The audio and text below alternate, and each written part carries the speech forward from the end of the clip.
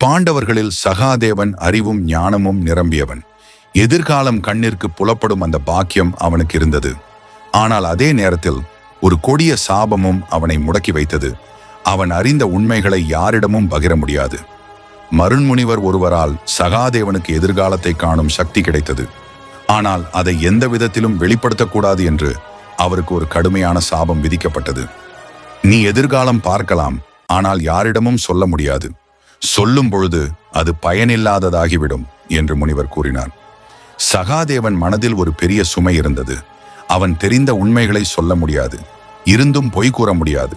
குருச்சேத்திர போர் மிக கடுமையாக மாறிக்கொண்டிருந்தது. பல வீரர்களும் உயிரிழந்திருந்தனர். துரியோதனன் உணர்ந்தான், போரில் வெல்ல ஒரு சூத்திரம் வேண்டும்.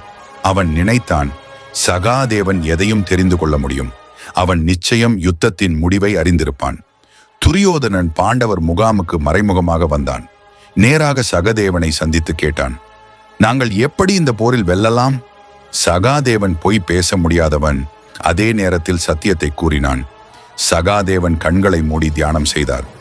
எதிர்காலம் அவனுக்கு தெரிந்தது. அவன் மெதுவாக கூறினான், நீ கிருஷ்ணரை வழிபட்டு பாண்டவர்களை எதிர்த்தால் வெற்றி பெறலாம். துரியோதனன் அதிர்ச்சி அடைந்தான். நான் கிருஷ்ணனை போற்றி வழிபட வேண்டுமா? அது முடியாது. அவன் என் எதிரி. துரியோதனன் தனது அகங்காரத்தால் அந்த வாய்ப்பை மறுத்துவிட்டான். கிருஷ்ணர் புன்னகைத்தார். இது தர்மத்தின் நடைமுறையாகவே அமைந்தது. சகாதேவா, நீ வழிகாட்டினாய். ஆனால் அது துரியோதனனின் கர்மா. அவன் அதை பயன்படுத்தவில்லை என்றார்.